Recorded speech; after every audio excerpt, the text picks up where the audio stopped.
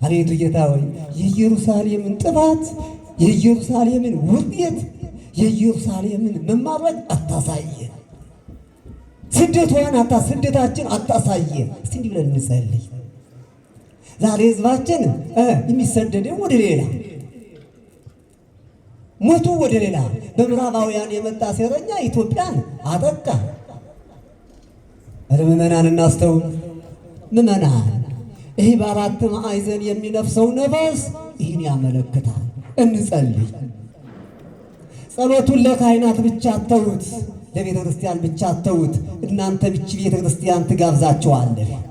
ስትጸልዩ ቂም በቀልን አርቁ፣ ክፋትን አርቁ፣ አንድነትን ያዙ። ቤተ ክርስቲያን ለመምጣት አልወዘንም፣ እንመጣለን። የመጣንበትን ጉዳይ ግን እንወቅ። ራሳችን ማንነታችን እንወቅ። ማንነታችን እንግዛ፣ ዝቅ እናድርግ። የተሰበረ ልቦና ይኑረን። ወወልድ ወመንፈስ ቅዱስ አሐዱ አምላክ አሜን።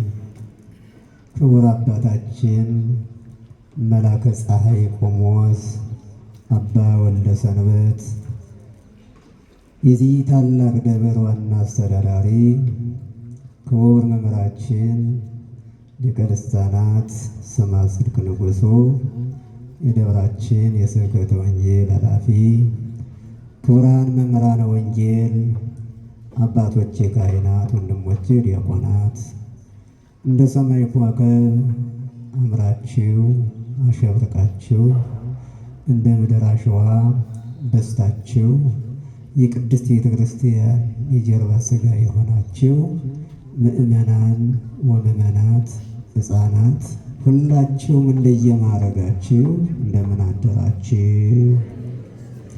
እንደምን አደራችሁ? እንደምን አደራችሁ? አሜን። እግዚአብሔር ይመስገን ለወደደን ለጠራን ጠርቶ ቃሉን እንድንማር ለፈቀደልን ለርሱ ክብርና ምስጋና ይሁን። ወላዲተ አምላክ መራገ ጸሎት የአምላክ እናት ይህን ሁሉ በተለያየ ጉዳይ የምናቀርበውን የምታሳርግልን፣ የምታቀርበን፣ የምታስታርቀን የእናታችን የድንግል ማርያም ረድኤት በረከት አይለየን። እናትነት አይራቀን። የጻድቃን የሰማዕታት የደናግል የመነኮሳት በጥቅሉ ክርስቶስ በመረጣቸው የተመረጡት አክብሯቸው ብሎ እንዳዘዘን እንድናከብራቸው ለፈቀደልን የእነሱም ክብርና ምስጋና ለእነርሱ ይሁን። እንግዲህ ለመምህራችን ለሊቀ ልሳናት ስማ ጽድቅ ንጉሡ ቃለ ሕይወት ያሰማልን፣ ቃለ ሕይወት ያሰማልን፣ ቃለ ሕይወት ያሰማልን። ትምህርቱን በሰፊ አስተምረውናል። እንግዲህ ያው ለተወሰነ ሰዓት ለመታዘዝ ያክል ነው እንጂ እሳቸው ብዙ ገልጸውታል። ከዛ በላይ የሚሄደው ነገር አይኖርም። ለዘመሩልን ለሁለቱ ዘማሪያን ለመምህር እስጢፋኖስና ለዘማሪ ዲያቆን ያሬድ ዝማሬ መላእክትን ያሰማልን፣ ዝማሬ መላእክትን ያሰማልን፣ ዝማሬ መላእክትን ያሰማልን። ቦ ዘወድቀ ውስተ ሰናይ ምድር ወሃበ ፍሬ። ቃሉ የጌታችን የመድኃኒታችን የኢየሱስ ክርስቶስ ቅዱስ ቃል ነው። ይህን ርዕስ የመረጥኩበት ምክንያት አለው። የልብ ሰሌዳችን የልብ ጆሮአችን ሰሌዳን ጆሮና ልብ ይለያያል። የልብ ጆሮ ተከፍቶ እንድናዳምጥ ማን ያግዘን? እግዚአብሔር ያግዘን። እንግዲህ ዘመኑ ወቅቱ ቅድም ሲነገር እንደነበረው እንግዲህ ወርሃ ክረምት ደመና ዘር ይባላል። ገበሬ ይሄ ዝናብ እንደምታዩት እኒህ ነገሮች ሁሉ ዓለምን የሚመግቡ በዚህ ውስጥ የምንመገበው የሚመግበን መጋቢ ኩሎ አምላካችን በዚህ ውስጥ ይገኛል። መጋቢውን የተሸከመች ድንግል ማርያምም ከዚህ ትገኛለች። መጋቢውን ያስገኘች አስገኙ ክርስቶስ እሷንም ያስገኘ በተለያየ ጉዳይ ምስጢር ያለው ቦዘወድቀ ውስተ ምድር ሰናይ ከበጎ ምድር የወደቀ ዘር አለ። ወሃበ ፍሬ ፍሬ ያቀረጸ ፍሬ የሰጠ ባጭሩ ምን የሰጠ ፍሬ የሰጠ ከዘር ወደ ፍሬ እየሄደ ነው። ገና ዛሬ ዘር ነው። ይህ ቃል እንግዲህ የተናገርኩት ዘመኑን ያዋጀ ስለሆነ በማቴዎስ ወንጌል ምዕራፍ 13 ከቁጥር 8 መነሻ ይዤ ወደ ሌላ ቃል እንሄዳለን። ነገር ግን ፍሬ የሚለው ነገር ትርጉሙ ምድር የምትለው ትርጉሙ እኒህ ሁለቱ ነገሮች ያስተምሩናል። መልካም ምድር ወደ ኋላው 3 ነገሮች አሉ። ከዛ ላይ ግን መልካሟን ምድር ፍሬ ያሰጠሽውን መልካሟን ዘር ተናግር ያለው አናጋሪው መንፈስ ቅዱስ ነው። አስተማሪው መንፈስ ቅዱስ ነው፣ ሰው አይደለም። በሰው ላይ ሆኖ በኃጢአተኛው ሰው ላይ ሆኖ ማን ይናገራል? እግዚአብሔር ይናገራል። እንግዲህ በዚች ምድር ላይ ያለው የተናገረውን ቃላት ስንናገር እግዚአብሔር የተናገረው ቃሉ እግዚአብሔር ነው። ጸሐፊው ሰው ቢሆንም ምድር የተባለችው እመቤታችን ቅድስት ድንግል ማርያም ናት። ፍሬ የተባለው ክርስቶስ ነው። ፍሬውን ተሸክማ የተገኘች ድንግል ማርያም ናት። ምድር የተባለችው ድጋሜ ይህን ዓለም የምትመግብ ዛሬ ገበሬው ዘሩን ይዞ እየዘራ እነሆ ዓለሙን የሚመግብ ዓለሙኒ ገራይቱ ውእቱ እርሻውም ይህ ዓለም ነው። እርሻ የተባለውም ሰው ነው። ሰው የሚመገበውም ለፍቶ ደግሞ ጥሮ ወጥቶ ወርዶ ነው። በዚህ ውስጥ ያለውን ነገር ወደ ኋላ ቦዘ ወርቀ ውስተ ፍኖት ወቦዘ ወርቀ ውስተ ቋቅ ወቦዘ ወርቀ ውስተ ሶክ ከሾህ ላይ ከመንገድ ላይ ካለት ላይ እነዚህን አልናገርም። በሚቀጥለው ብዙ ነገሮች ትምህርት አለው። ከዚህች ከመልካሟ ምድር ያለሽውን ነገር ጋር ያው እግዚአብሔር ምስጢሩን ይግለጽልን፣ በጋራ እንማማራለን። እንግዲህ ይህ ኃይለ ቃል በዚህ ውስጥ ያለው ቃል ፍሬ ይዛ ተገኘች ምድር ዘር ናት፣ አንቺ ናት። ይቺ ምድር ዘር ይዛ ተገኘች፣ ዘር ድጋሜ ደግሞ ፍሬን አገኘች፣ አስገኘች ማለት ነው። ከዚህ ያለውን ቃላት እንግዲህ ምድር የተባለችው ማናት አልኳችሁ? እመቤታችን ድንግል ማርያም ናት። ፍሬ የተባለው ፍሬ ሕይወት ኢየሱስ ክርስቶስ የሕይወት ፍሬ እኛ የምንመገበው የሕይወትን ፍሬ ይዛ የተገኘች እመቤታችን ድንግል ማርያም ልደታ ምንን የምናከብራት አሁን ተሰባስበን የምንለምናት አሁን ሲነገር የነበረው ሁሉ ምስክርነት ሲነገረው ሁሉ የነበረው ሁሉ እነሆ ፍሬውን የሚበላውን የሚጠጣውን ይዛ የተገኘች ወልዳ የተገኘች ማናት? ድንግል ማርያም ናት። ገበሬ አምላክን አምኖ እነሆ ከጎተራው አውጥቶ ይበትናል። ማንን አምኖ? እግዚአብሔርን አምኖ ዝናብ ይሰጠያል ብሎ ተበተነ፣ በቀለ፣ ለመለመ፣ ብቃያ ሆነ፣ ወደ ፍሬው ይሄዳል። አዎ እንግዲህ ይህችን ምድር ስንል ወደ ብሉይ ኪዳን ስንወስደው ይህ ኃይለ ቃል ኮንጂ አስቀ ሕይወት ወሙዳያሚ ሌላታ ላይ እመቤታችን ድንግል ማርያምን ቅዱሳን አባቶቻችን ሲያወድሷት ሲያመሰግኗት ወሙዳያሚ ይታመንሽ በማመን በመታመን በማመን እንደ ቃልህ ይደረግልኝ ብላ ያን መላእክት የተቀበለችው በመታመን ማምላክ ወላዲተ አምላክ ብለን የምናምናት የምንለምናት ኮንጂ አስቀይ ሕይወት አውረ ፀሐይ ያልወደቀባት ከልምላሜ ከአበባ ከፍሬ የደረሽ ለታብቆን በዕለተ ሰሉስ ብሎ አምላካዊ ቃል በተናገረ ጊዜ የዕለተ ሰሉስ ዘር አንቺ ነሽ፣ አዝቀ ሕይወት አንቺ ነሽ፣ የሕይወት ቅጠል አንቺ ነሽ። በዕለተ ሰሉስ የተገኘሽ የዕለት ምግብ ዘር አንቺ ነሽ። አዝቀ ሕይወት የሕይወታችን ምግብ አንቺ ነሽ። ቅዱስ ኤፍሬም ሲያሞናሙናት ሲያወድሳት ኤፍሬም ብቻ ምን አወደሳት?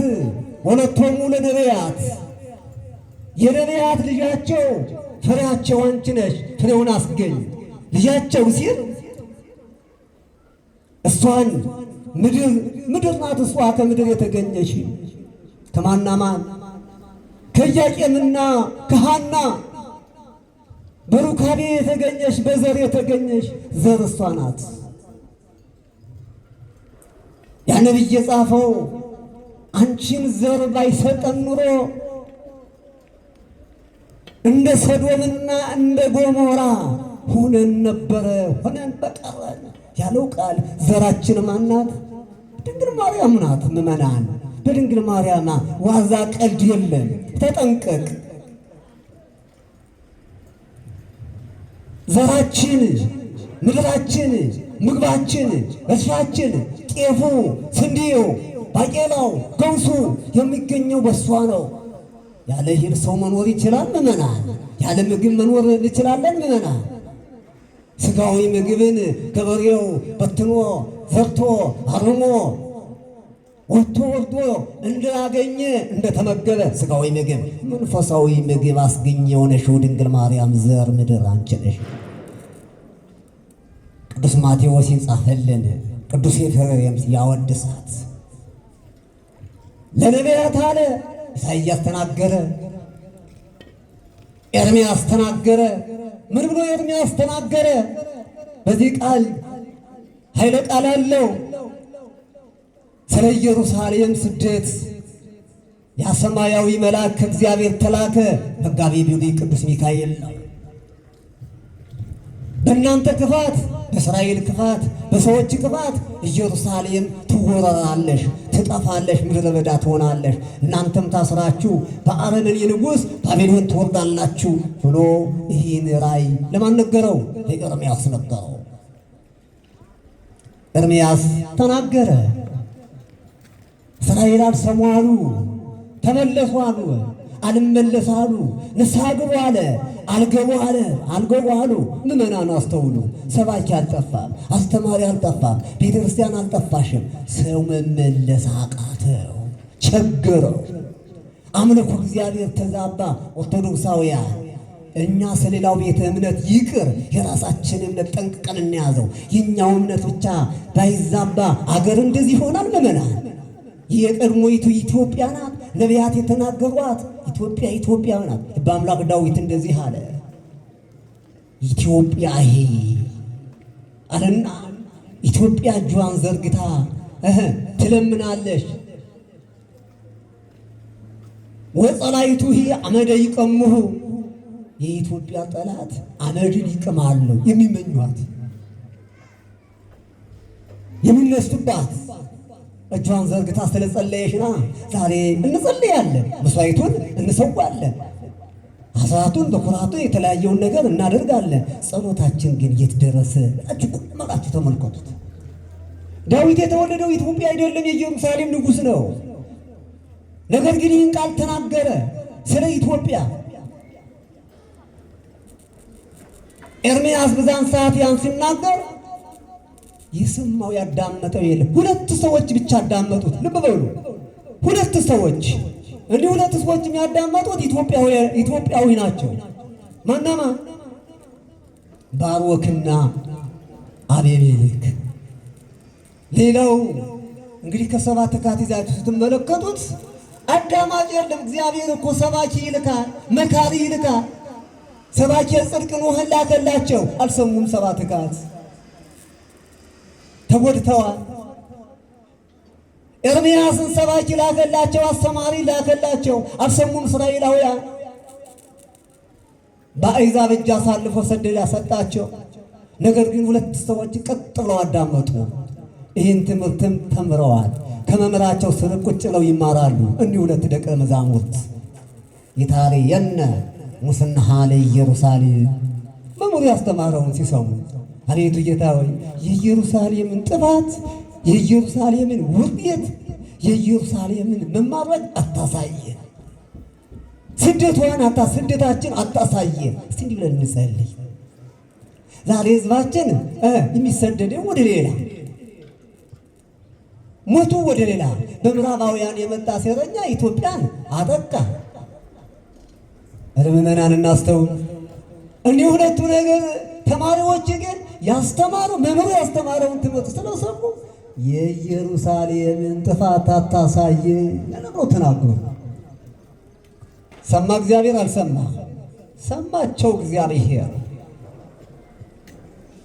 ነቢየ እግዚአብሔር ኤርምያስ አስተማረ፣ ሰበከ፣ ህዝቦች አልሰሙ። እነሆ እግዚአብሔር አሕዛብ ንጉሥ አስነሳ፣ የባቢሎን ንጉሥ ናቡከደነፆርን አስነሳ፣ አመጣ።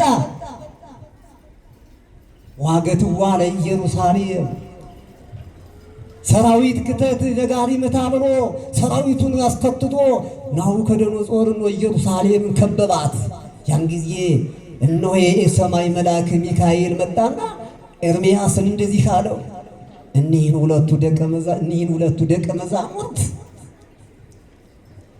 ሸሽጋቸው፣ ንገራቸዋል። ምን ብዬ ልሸሽጋቸው? እኔ በጥበብ ሸሽጋቸዋለሁና አንዱን አዝቀ ዕፀ በለስ ሕሙማኑን የምትፈውስበት ላከውና ቆርጦ እንዲያመጣልህ ላከው አለው። አንዱን የአባቶቻችን መቃብር የነገስታቱን መቃብር አስጠብቀው አለው። እሺ አለና ኤርምያስ ደቀ መዝሙር ወልድየ ልጅየ ድውያንን የምፈውስበት አዝቀ በለስ ቆርጠህ ይዘህልኝና ብሎ አቤሜሌክን ላከው። እሺ ጌታዬ ብሎ ተነስቶ ሄደ። ባረኩን ድጋሜ ደግሞ እስቲ የአባቶቻችን መቃብር ሂደህ እስተዛ ጠብቅ አለው። ሄዱ። እነሱ እንደሄዱ ኢየሩሳሌም ተወረረች፣ ተማረከች። የተገደለው ተገደለ፣ የተያዘው ተያዘ፣ የተቃጠለው ተቃጠለ፣ የተወረሰው ተወረሰ። ንዋየ ቅዱሳቱ ንጉሳቸው፣ ሰራዊታቸው፣ ካህናታቸው፣ ነቢያታቸው ሁሉ እነሆ የአሕዛብ ንጉሥ ማረከና ባቢሎን አወረዳቸው። ተጠቀሙ አልተጠቀሙ? ምዕመናን፣ ይህ በአራት ማዕዘን የሚነፍሰው ነፋስ ይህን ያመለክታል። እንጸልይ። ጸሎቱን ለካህናት ብቻ አተውት፣ ለቤተ ክርስቲያን ብቻ አተውት። እናንተ ብቻ ቤተ ክርስቲያን ትጋብዛቸዋለህ። ስትጸልዩ ቂም በቀልን አርቁ፣ ክፋትን አርቁ፣ አንድነትን ያዙ። ቤተ ክርስቲያን ለመምጣት አልወዘንም፣ እንመጣለን። የመጣንበትን ጉዳይ ግን እንወቅ። ራሳችን ማንነታችን እንወቅ፣ ማንነታችን እንግዛ፣ ዝቅ እናድርግ። የተሰበረ ልቦና ይኑረን። ነቢዩን ማቆም እንዲህ ብሎ ተናገረ፣ አጻዳተ ኢትዮጵያ ይደነግጻ። የኢትዮጵያ ሰዎች ልባቸው የተሰበረ ነው፣ እንደነ ፈርዖን የደነደነ አይደለም ብሎ ትንቢት የተነገረላት ሀገር ነበረ። ስለ እናንተ ስለ ሕዝቦችም ተነግሯል ይህ ትንቢት። የዛሬውንም ሕዝብ የዛሬው ወጣት ግን ልቡ ደነደነ። እንደ ሌላው ሀገር እኮ አይደለንም፣ አሕዛቦች እኮ አይደለም፣ ሕዝበ እግዚአብሔር ነን። ወልድ ዋይድ ስትል ትኖራለች ተብሎ የተነገረላት ኢትዮጵያ እኮ ናት። የትኛው ሀገር ነው ውስጥ እየተጠየቀ የሚናገረው ስለ እግዚአብሔር? በመብል የበለጸገው ነው፣ በሀብት የበለጸገው ነው። የወረደባት፣ የተጸነሰባት፣ የተወለደባት፣ የተጠመቀባት፣ ያስተማረባት ኢየሩሳሌምን ክርስቶስን በጣም አሰብክ። ኢትዮጵያና እስክንድርያ ነው የምትሰብክ ክርስቶስ። እስከ ምጽአተ ዓለም ወልድ ዋይድ እያለሽ እያበሰረሽ እየመሰከረሽን ብትኖር ምዕመናን፣ ወጣት በአሁኑ ሰዓት በአሁኑ ክፍለ ዘመን ያለንበትን ሰዓትና ወቅት እንወቀው። አልተጠቀሙም። የኤርምያስ ቢያስተምራቸው ዛሬም ቤተክርስቲያን እያስተማረሽ ነው። አልሰለቸሽም። እየመከረሽ ነው። የእኛ አካሄድ ግን ወደዚህ እንደሆነ አልገባኝም። ንስሐ ግቡ አልገባም፣ ቁረብ አልቆርብም፣ ከንስሐ አባት ጋር ትግል ምክንያት ብዙ። የንስሐ አባት ሊያስተምር ሲሄድ እናንተ የሥጋ ችግራችሁን ማምጣት የሥጋ ችግር ይቀረፋል። እዚህ ነው የሚቀር አይምሰላችሁ። ተከትሎ የሚሄድ አይምሰላችሁ። ተከትሎ ሄዶ የሚያጠፋ እዚህ ያለ ኃጢአት ሲኦል የሚያገባ ሲኦል የሚከትህ ተጠንቀቅ። አንተን ይመክር ዘንድ እግዚአብሔር ካህኑን በመካከል ልኳል። ከዚህ ወደዛ ምን አደረገ? እስራኤላውያንን ይመክር ዘንድ ኤርምያስን ላከ፣ ሙሴን ላከ፣ ኢሳይያስን ላከ። በኢሳይያስ አንደበት እግዚአብሔር ተናገረ፣ በኤርምያስ አንደበት እግዚአብሔር ተናገረ። አልሰሙ አሉ እስራኤላውያን። አልተጎዱም፣ ተጎዱ። ለ70 ዓመት በስደት በስቃይ ኖሩ ይለናል መጽሐፍ ቅዱስ። እነዚህ የሰሙት ሰዎች ግን እነሆ ለመልእክት ሄዱ። አቤሜሌክ ቆጽለ በለስቷን ቆረጠና በሙዳይ አድርጎ ሲመለስ ፀሐይ ነበረና አንድ ዕፀ ጽፉቀ ይላታልና እንደው ዘርፈፍ ያለች ዛፍ አገኘና ከዛች ቁጭ ብዬ ፀሐዩን አሩሩን ላሳልፍ አለ። ቁጭ አለ። ቁጭ ሲል እንቅልፍ አለው፣ ደክሞት ነበረ። ያን ጊዜ ምን ብሎ ጸልየው ነበር? የኢየሩሳሌም ጥፋት አታሳይ ብሏል ነበረ። በዛች ዛፍ ስር 66 ዘመን ተኛ። ከዛ መከራ እግዚአብሔር አሳለፈው፣ ሰውረው። ከመከራ ይሰውረ፣ ከጥፋት ይሰውረ፣ ከስደት ይሰውረ፣ ከራበ ሥጋ ይሰውረ፣ ከሞተ ነፍስ ይሰውረ። ነፍስ ይሞታል አይሞትም? ንገሩ እስቲ። ነፍስ ትሞታለች አትሞትም? የነፍስ ሞቷ ሲኦል መግባቷ ግጹን ነግራችሁ። ነፍስ ያው ናት አትሞትም። ነገር ግን ነፍስ በዚህ ያለ ኃይለኛ ሥጋ፣ በላተኛ ሥጋ፣ ሆዳም ሥጋ እየከሰሰ ኋላ ግን ሲኦል ያስገባታል። ልብ አድርጉ። 24 ሰዓት እንደ እንስሳ የሚበላ ትውልድ የለም። ዛሬ ጾመ ሐዋርያት ነው። ይህ ምን ጾም ነው እያለ ወጣ ብላችሁ ተመልከቱት፣ እዩት። ሕግ ነው ጾም። እግዚአብሔር የሰጠን ሕግና ስርዓት ነው። ሰው ያለ ሕግ አልተቀመጠም። እንዲያው እንደ ልባችን እንድንሄድ አልተሰደድንም። ልብ አድርጉ። በዛች ዛፍ ተኝቶ 66 ዘመን ያን መከራ፣ ያን ስደት፣ ያን ስቃይ፣ ያን መገደል፣ ያን ወረራ አሳለፈ። ነቃና እንዲህ ብንን ቢል የተኛበት ሰዓት ቦታው ሌላ፣ የመጣበት ሰዓት ቦታው ሌላ። ከዛ በኋላ እንዲህ ያደረገ ባይደንቃችሁ? ደነገጠና ፊቱን ላወለና ብድግ ብሎ ሲጓዝ ምድሪቱ ምድረ በዳ ሆና ሽዎ አሜካላ በቅሎባት ቦታው ጠፍቶ የሰው ዘር የሌለ እባቡ ይንጡ ፍልክልክ እያለ በዚህ ሰዓት ደነገጠ። ሰው ቁጭ አለ ቢጨንቀው። ምመናል አንድ ሰው ከዚህ ቀርቶ ምን ዋጋ አለው? እንዲህ ሆነን ከበን ቤተክርስቲያኒቱን ሞልተን የቤተክርስቲያን ኮከብ ሆነን አልሆነልንም። እንኳን አንድ ሰው ለሰው ሰው ነው ሞገሱ። ሰው አጥሩ። ለቤተክርስቲያንም ሞገሷ ሰው ነው።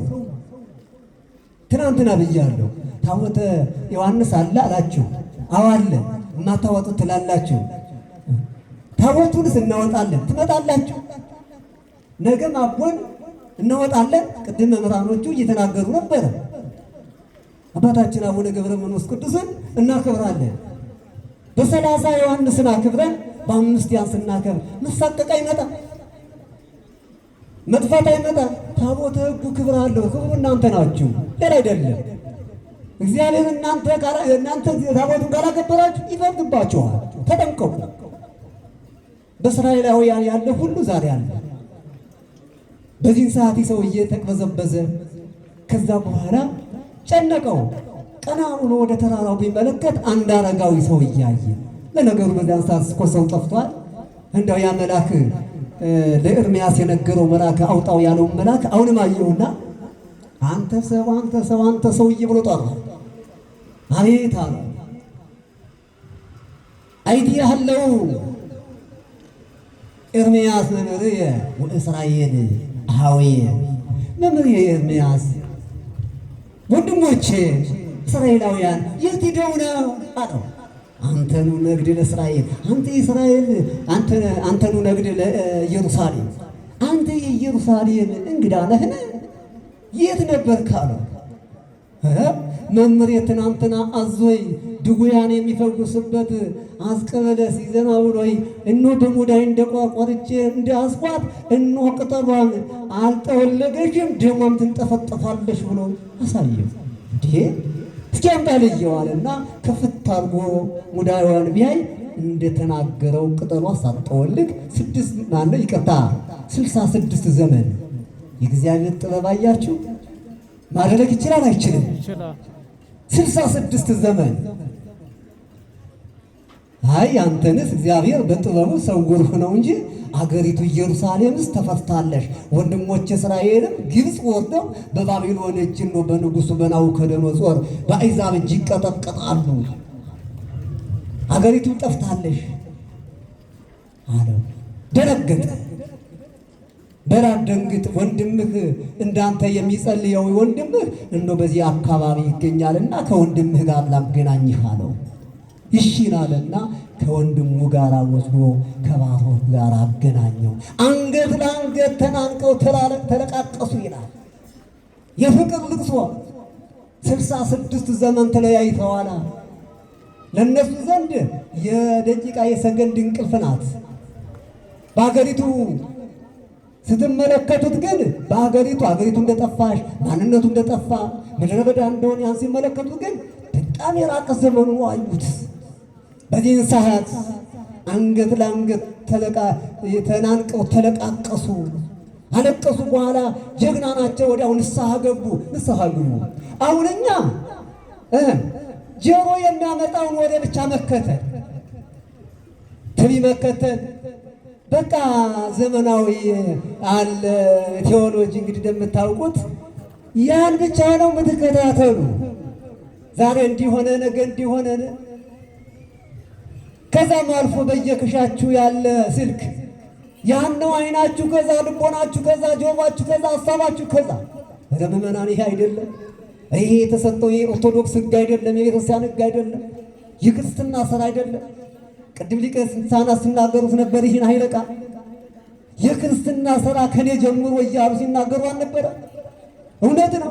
ከራሳችን ጀምሮ ማንነታችን፣ የክርስትና ማንነታችን የሥላሴ ልጅ ነን። ልዩነታችን እንወቅ።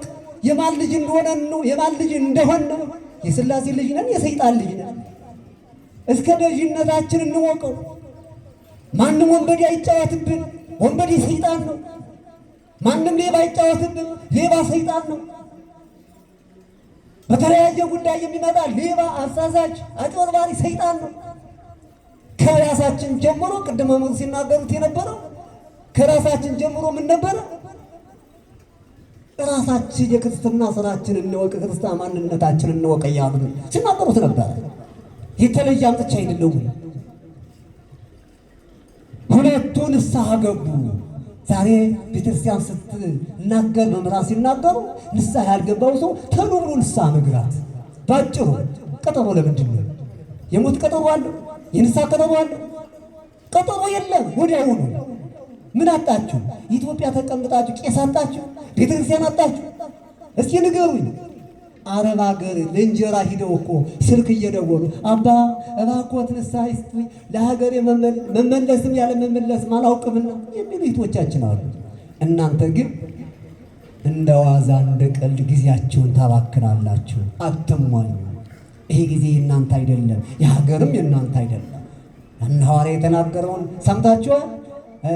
ሀገርነ ያለውን ሀገራችንስ በምድር አይደለም አላ ብነ ዘበሰማያት የኛ ሀገርስ በሰማያት ነው።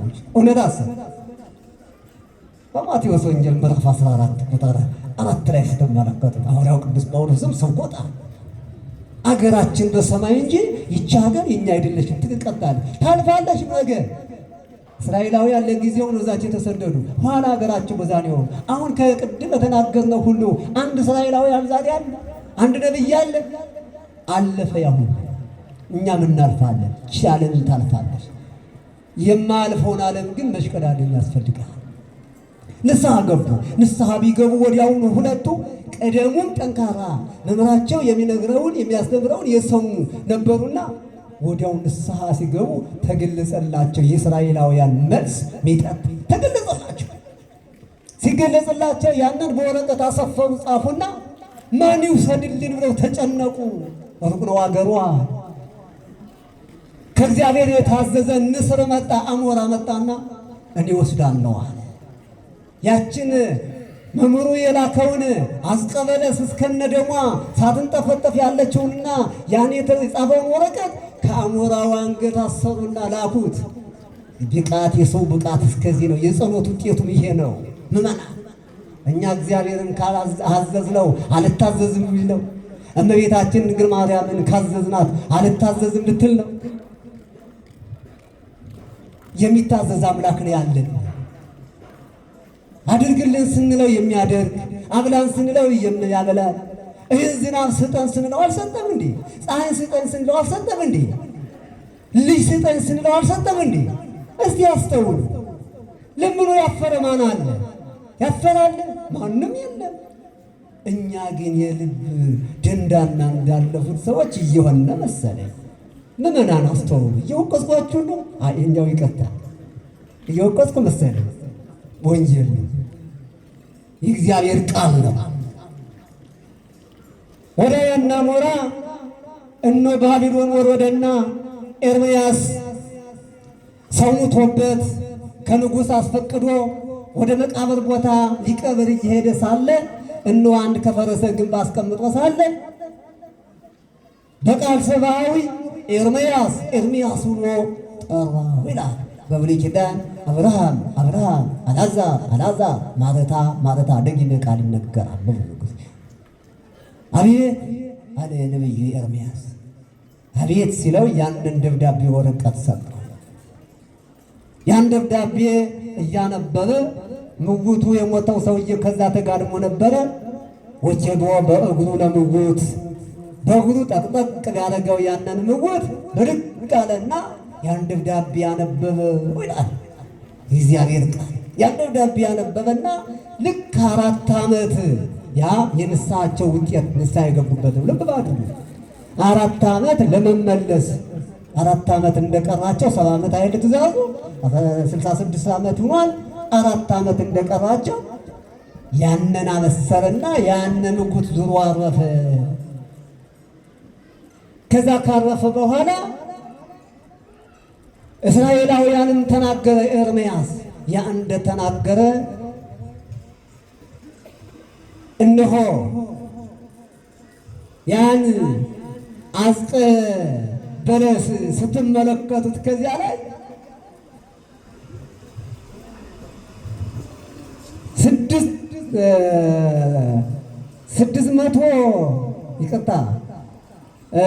66 ዘመን ቅጠሏ ሳይጠወልግ ደሟ ሳይንጠፈጠፍ እንደተገኘሽ እየተንጠፈጠፈ እንደተገኘሽ እመቤታችን ቅድስት ድንግል ማርያም በ66ኛው ትውልድ ባህርየ ጠባይ ወይም ደግሞ ንጽሐ ጠባይ ሳያሳድፋት ሳታድፍ ንጹሕ በድንጋሌ ሥጋ በድንጋሌ ነፍስ በድንጋሌ ልቦና የሥጋ ድንግልና የነፍስ ድንግልና የልቦና የህሊና ድንግልናን ይዛ ተገኘ። ዘር የተባለሽ ተገኘ። 5500 ዘመን ሲፈጸም 6ኛው ትውልድ ሲጀመር እነሆ ያች በለስ ቅጠሏ ለ66 ዘመን ሳይጠወልግ ደሟ እየተንጠበጠበ እንደተገኘች እመቤታችን ቅድስት ድንግል ማርያም በ6ኛው ክብረ ዘመን ትውልድ ማለት ነው። በ66ኛው ትውልድ የሥጋ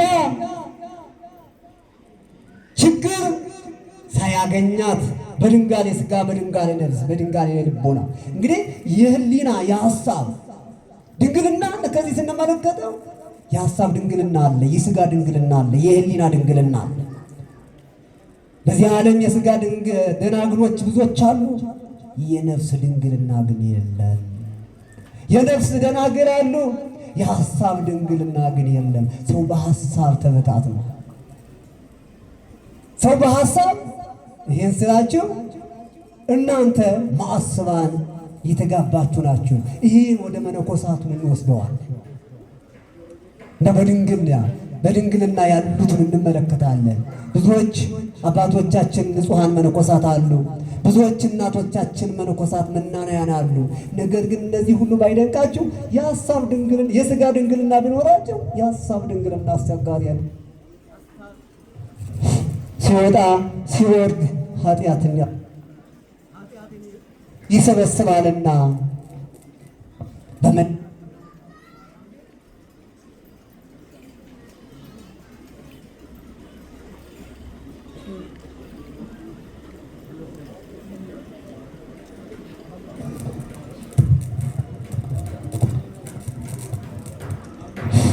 የእመቤታችን የቅድስት ድንግል ማርያም ሐሳብ ግን እንደ አምላክ ሐሳብ ነው። ሐሳቧ ትልቅ ነው። የዓለሙ ሁሉ የምታስብ ናት። ባይደንቃችሁ እንደ አምላክ ልቦና ናት። የሥጋና የነፍሷን እንዳስቀመጥነ የሐሳቧን ጉዳይ ስንመለከት እንደ አምላክ ሐሳብ ናት። እንደ አምላክ ልቦና ናት። በዚህ ውስጥ ያለውን ስትመለከቱት እንግዲህ አጽቅ የተባለው ግንድ የተባለው ማን ነው? እሷ ይህን ነገር በዚህ ይዛ የተገኘችውን እንግዲህ ስትመለከቱት በዚህ ዓለም ያለ እሷ ድንግልና፣ ያለ እሷ ንጽሕና፣ ያለ እሷ ሕሊና ሐሳብ ማንም ሴት ማንም ሰው እንደሌለ እግዚአብሔር ግን ያደረባት ንጽሐ ቅድስና ንጽሕና የባህሪ ገንዘቡ እንደሆነ እርሷንም ቅድስት ንጽሕት ክብርት ብሎ ይናገረዋልና ክብርትነቷን ከክቡራን ዘመድ ከነ አብርሃም ከነ ይስሐቅ ከነ ያዕቆብ አረስታ ነው። ከሐዋርያት ንጽሕት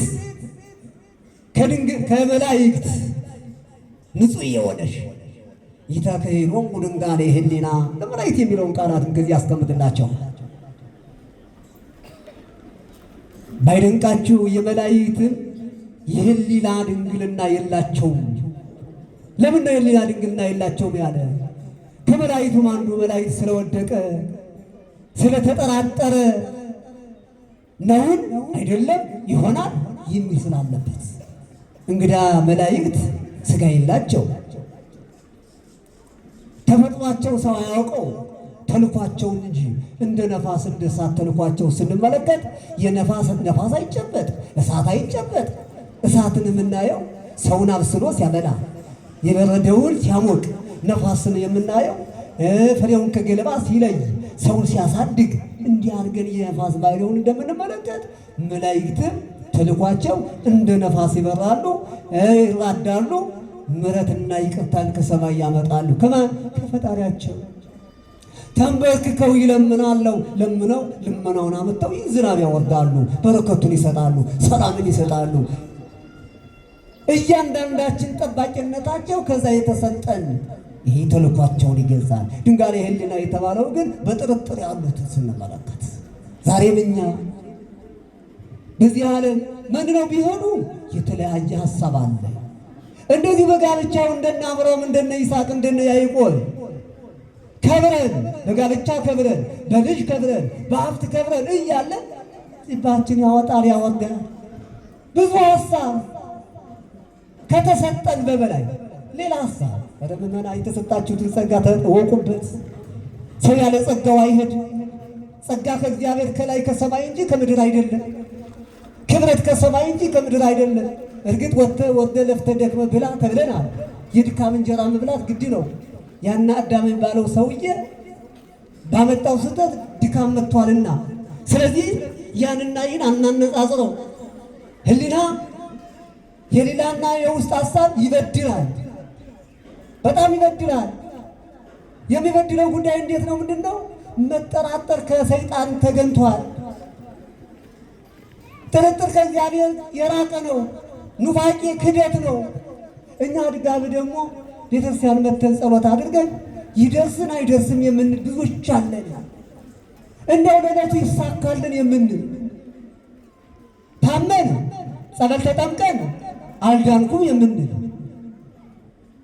ተስለን ስለቱ አልደረሰም የምንል ብዙዎችን የምንናገረውን እንወቅ። እግዚአብሔርን እናስቀይም አያስፈልግም። መስተቀይም አምላክ አይደለም እሱ። እግዚአብሔር የፈጠረ አምላክ፣ ያሳደገ አምላክ፣ የሚያኖር አምላክ መሆኑን እንረዳ። ይችን ምድር ስንመለከታት የምትመግበን ልብሳችን እንደሆነሽ ምግባችን እንደሆነሽ እንመልከት። እመቤታችን ቅድስት ድንግል ማርያም ከዚህ የተያዘ ምድር እመቤታችን ነው፣ እመቤታችን ናት እንዳልኳችሁ። ድጋሜ ደግሞ ምድር ዘርን ይዛ እንደተገኘች ፍሬን ይዛ እንደተገኘች ፍሬ ሕይወት ክርስቶስን እመቤታችን ይዛ ተገኘች፣ ወልዳ ተገኘች። የሚበላውን የሚጠጣውን ይዛ እንደተገኘች። ይህ ብቻ አይደለም። እንዲያው ለነ ሙሴ ለነ አብርሃም ስንመለከተው ከዛ ያለ ምድር እርሻ ናት። እግዝእትየ ገራይቱ ለአብርሃም፣ የአብርሃም እመቤቱ እርሻው ምግቡ ሥላሴን የተቀበለበት እንግዳ የተቀበለበት ምግብ አንቺ ነሽ ይላታል። ማናት? አንቺ ነሽ። እውነት ነው። አብርሃም እንግዳ አልባ አድርም ነበርና ሥላሴን ሲያስተናግድ ሲቀበል ግን ምን ይዞ ነው? በቤቱ የሚበላውን የሚጠጣውን ይዞ ነው። እናንተም በዚህ ዓለም እንግዳ ተቀባዮች ናችሁ። እንግዳ ይዛችሁ የምትቀበሉት የሚበላውን የሚጠጣውን ይዛችሁ፣ የሚበላውን የሚጠጣውን ደግሞ ድንግል ማርያም ያመጣችሁ። ስሙን አልተገኘም። የሥጋዊ ምግብ ስንመለከተው ቅድም መጀመሪያው መግቢያችን እንዳየነው እነሆ ሰው ለፍቶ ደክሞ ወጥቶ ወርዶ እንደሚያገኝ ፍሬ ሕይወት ክርስቶስን እመቤታችን ቅድስት ድንግል ማርያም የአባቶቻችን የነቢያት ጸሎት ቅድም እንዳልኩት ወለቶሙ ለነቢያት ጸሎቶሙ ለነቢያት ወለቶሙ ሲል ልጃቸው ይላታል። ጸሎቶሙ የነቢያት ጸሎታቸው ድንግል ማርያም ናት። አንቺን መቼ አግኝተ እነ ዳዊት የተናገሩት ልጄ አለ ዳዊት ከዙፋን ሆኖ በጊዜው የተመቸው ነው። ጠላት ጠፍቶለታል። ከዙፋን ሆኖ ጆሮሽን ከፍተሽ ስሚ አድምጪ፣ ያቺ የሚሄድባትን ቤት ያውቃላ። ለጊዜውማ እኮ ተመችቶታል። እንደ ዳዊት የተመቸው የለም። ጠላት ነበረው፣ ጠላት ጠፍቶለታል። ኢየሩሳሌም አመቻችቶ አስተዳድሯል። ነገር ግን ምን አሰበ? የምድራዊ ምቾት ኃላፊ ነው፣ ይሄ ዙፋን ቀሪ ነው፣ ያኛው ዙፋን እንዴት ይሆን አለ። ጀግና አስተዳዳሪ ነው፣ ጎበዝ አባት ነው። ከዛ ግን ምን አሰበ? ይችን ሴት አሰባት። ማንን? ይቺ ሴት ያልኳት ማናት? ድንግል ማርያም ናት። ከኖህ መርከብ አይቷታል። ከአብርሃም እርሻ አይቷታል። ከኖህ መርከቢቱ ድንግል ማርያም ናት። ታንኳ ሆና ያን ባህር ሰፈፍ አድርጋ የያዘችው ሌላ ይምሰላችሁ። ሙሴን በተለያየ ጉዳይ የደገፈችው እመቤታችን ድንግል ማርያም ናት። በአምላክ ልቦና አለሻ ተስላ ተቀምጣለሻ። ይህን ሁሉ ስትመለከቱት ዳዊት ደግሞ መጣና ልጅ እይቴ ባላል ልጅ ጆሮሽን ከፍተሽ ስሚ፣ ወደ ታች ናት፣ ገና አልተወለደችም፣ ትመጣለች፣ ትወለዳለች የሚል ትንቢት ነው ያለው። እንግዳ ብዙ አስቦ ከብዙዎች ደርሷል። ዛሬ ግን በሩቅ ነው ያያታ። ገና ነው፣ ሰዓቱ ገና ነው። የእሱ ዕድሜ ደግሞ በአጭሩ ከዛው የሚቀር መሆኑንም አስቧል። ምመናል የእኛ ዕድሜ እስከ መቼ ነው? እስኪ 100 ዓመት የሚሞላው ሰው ከዚህ እጁን ያውጣልኝ፣ ንገሩኝ። 100 ዓመት የሚሞላ ዕድሜውን የወሰነ እኔ በ100 ዓመት እሞታለሁ ወይም እዛ በላይ ይቆያለሁ የሚል ሰው እስቲ አባቶች፣ እናቶች፣ እሺ 90 እሺ 80 50ና 60 ይሳካ ወጣት እናንተ የደረሳችሁ አላችሁ። ወጣቶች በአሁኑ ሰዓት ይህ በአራቱ ማዕዘን የሚዘንብ የሚወጅበው ወጀብ የሚነፍሰው ንፋስ ተመልከቱት። ምን እያደረቀ ነው? ትውልድ አይደለም። እርስ በርሳችን የምንባለው እግዚአብሔር የሰጠን ዝናብ መልካም ዝናብ ነበር። ዛሬ እነሆ የዝናብ ምሳሌ ደም ይፈሳል። ምድር በደም ሰከረች። ምድር ዝናብን ተቀብላ ፍሬን ታገኝ ነበረ፣ ታሰጥ ነበረ ሰው የሚመገበው። ዛሬ ግን ምድር ደምን ተቀብላ መሰበቅል ሆነች።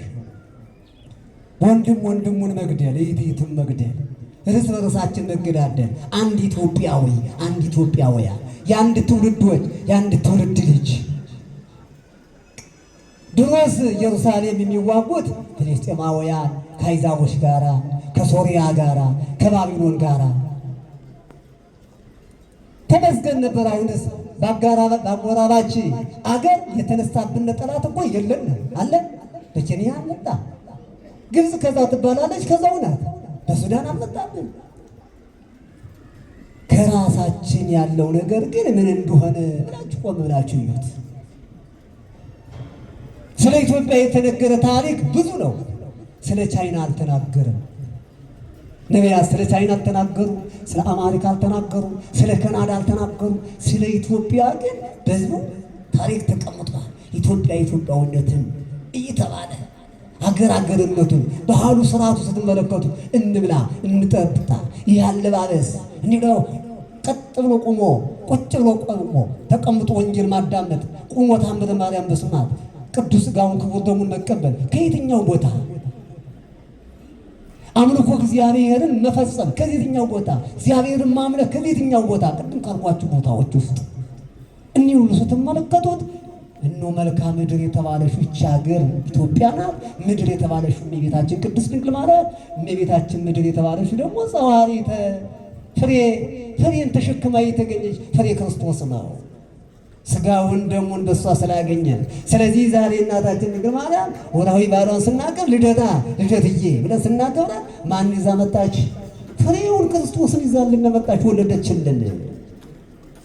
እርሻውን የተበጃጀሽው እርሻ በአዳም ሰውነት አበጃጅቶ ያስቀመጣት ክርስቶስ ለራሱ አድርጎ የተበጃጀሽው እርሻ፣ የተደገመሽው እርሻ ጤፉን ስንዴውን እንደምታስገኝ እነሆ ያን አስገኝቶ ሕዝብ እንደሚመገበው እኛም ዛሬ ክርስቶስ አበጅቶ ለራሱ በንጽህና በቅድስና ቀድሶ አክብሮ እንዳስቀምጦ ለእኛ ሰጠን። እኛ ዛሬ ለእሷ ብንሰግድ ያሳፍራል? እናቴ ብንላት ያሳፍራል? ይችን ምድራችን ብንላት ታሳፍራለች? አሳፍርም። ስብሐት ለእግዚአብሔር። ቃሎትን ያሰማል። እግዚአብሔርን አመስግኑት።